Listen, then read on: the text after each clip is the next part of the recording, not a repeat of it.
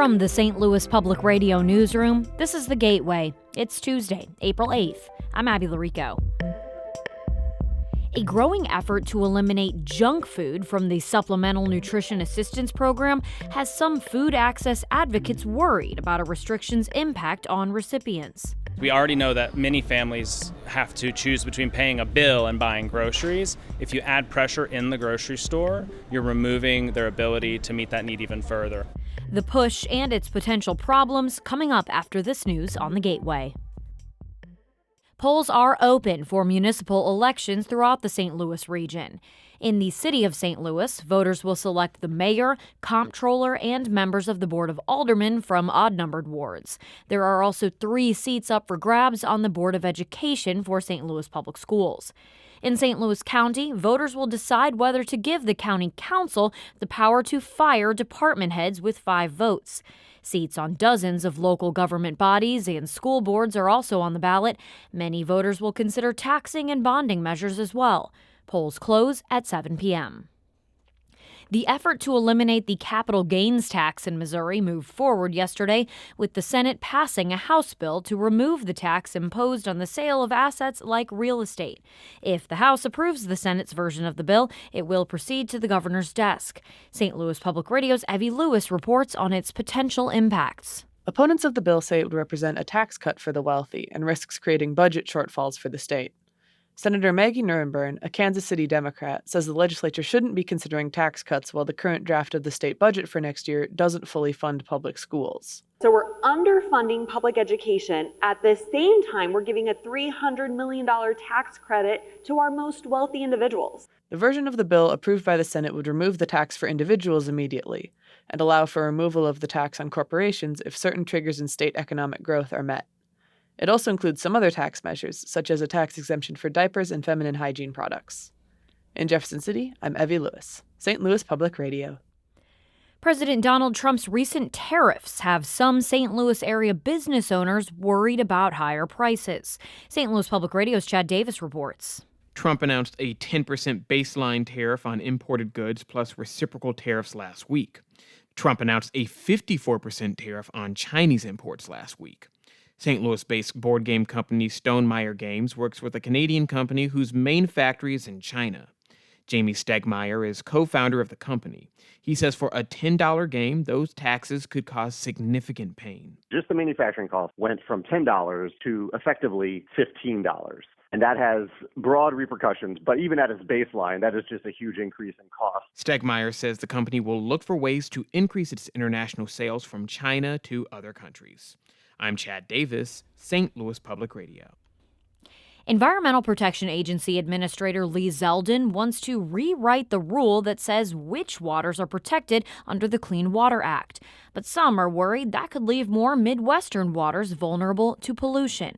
Nancy Stoner is a senior attorney with the Environmental Law and Policy Center. It's bipartisan. It's across the board. People prefer clean water. But the policy is moving in the wrong direction. This new effort to consider removing even more waters from protection is very concerning. Years of court cases have led to shifting definitions of which waters are protected under the rule. The EPA is seeking public comment this month. Student athletes from the University of Missouri-St. Louis are coordinating a campaign to protest the athletic department's decision to cut its track and field program. Senior track runner Ella Tynan says her time on the team has been an overwhelmingly positive experience, and she says she wishes the 4-year-old program had more time to grow. We were promised a chance to build our legacy and to build a program that we would have wanted to be a part of from the beginning. So it's just been so cool to be part of a new program and to be able to see the success that we have had so far. Supporters have filed a federal civil rights complaint against UMSL, plus organized an on-campus protest and an email campaign. UMSL Athletics has stated that it has no plans to reinstate track and field at this time, citing a need to streamline its offerings and support its other sports teams. A $33 million co-working space in Alton is open for business.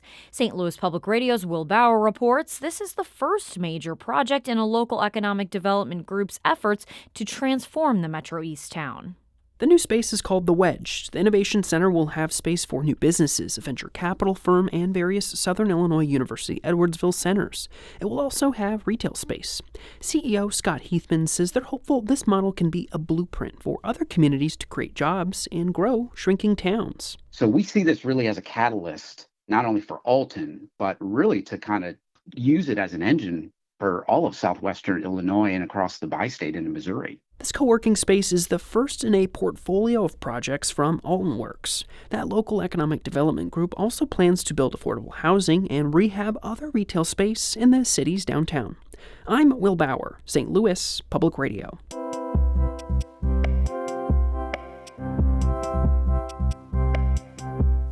Keep podcasts like The Gateway thriving by becoming a member of St. Louis Public Radio today. Your support ensures that your community stays informed and has access to fact-based local news. Give right now at stlpr.org.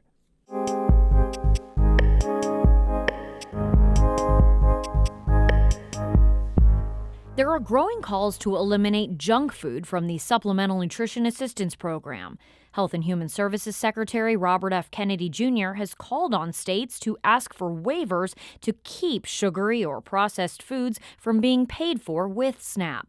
The U.S. Department of Agriculture, which oversees the federal food program, has refused such waivers in the past, but as Harvest Public Media's Anna Pope reports, proposals introduced this year in Congress and in 18 states, including Missouri, seek to restrict what SNAP recipients can buy. It's a busy lunchtime at this Oklahoma City grocery store as Richard Camo navigates through the fresh produce. He's the chief program officer at Hunger Free Oklahoma, which advocates for food access. Camo says SNAP recipients have a lot of latitude in what they buy. So a SNAP shopper can shop pretty much anywhere in the grocery store as long as the food is not hot or pre-prepared and hot. SNAP benefits also exclude items like vitamins and alcohol, but there's been a recent push to ban junk food as well. As Camo turns into the cereal aisle, he says placing junk food restrictions on SNAP is harder than it seems. So there's really no common definition of healthy. And so what do you mean when you talk about healthy? If we ban any sugar-sweetened grain produce, we might be eliminating things like Honey Nut Cheerios, which we know have good impact on people's heart health. He worries food restrictions will make buying enough food harder for SNAP recipients. Past efforts to limit junk food from SNAP have stalled. States that sought to exclude foods had to get a waiver from the USDA, which traditionally the department has refused to do. But the Trump administration is signaling interest in such exclusions, and lawmakers in states including Iowa, Kansas, and Missouri have introduced bills. Missouri Republican Representative Jamie Ray Gregg has unique insight into SNAP. I'll be honest, at one time early on in my life, I had assistance with the SNAP program with me and my children, and it was a great program. Gregg introduced a bill this year that would exclude candy and soft drinks from SNAP. He says he wants people to have access to nutritious foods. And Gregg says SNAP should be supplemental, providing just part of how recipients pay for food. You can use your dollars for the junk foods and for the sugary snacks and the sugary treats and the sodas. But the dollars that we're putting up there is to make sure that you have the nutrition portion. In a 2007 report, the USDA said that there's no evidence that SNAP participation contributes to a poor diet or obesity. Park Wild, a food policy professor at Tufts University, says federal surveys on food selection have shown any differences are minor. They tend to find that SNAP participants, by and large, buy and consume food much like people at other income levels do. But when a difference is registered, it tends to be a modest difference rather than an overwhelming difference. Many advocates say restrictions on SNAP will actually be harmful. Gina Platanino is with the Food and Research Action Center. She says SNAP serves the most needy individuals, with children and seniors making up the lion's share. It's incredibly difficult to understand what people who are living in need have to go through to just have access to food and meet that most basic need. There are tens of thousands of food and beverage products on the market, with more introduced every year. Platanino says trying to figure out which food recipients can and can't buy is a mammoth task. It's so complex that it's just really difficult to think of, like, how are you really going to operationalize this? Who's going to make the list? Who's going to make the determination of, like, what constitutes as healthy or unhealthy? She says the biggest barriers for getting fresh produce is price, according to the USDA's own studies. Back at the grocery store, Camo says SNAP restrictions will make it harder to buy enough food, especially in the face of inflation. Families have to choose between paying a bill and buying groceries. If you add pressure in the grocery store, you're removing their ability to meet that need even further. He says with lawmakers proposing budget cuts to SNAP, food restrictions could further weaken the safety net. I'm Anna Pope, Harvest Public Media. And Harvest Public Media is a collaboration of public media newsrooms in the Midwest and Great Plains, including STLPR. The Gateway is a production of St. Louis Public Radio, a listener-supported service of the University of Missouri St. Louis. Music by Ryan McNeely of Adult Fur. I'm Abby Larico, and from the St. Louis Public Radio newsroom, this has been The Gateway.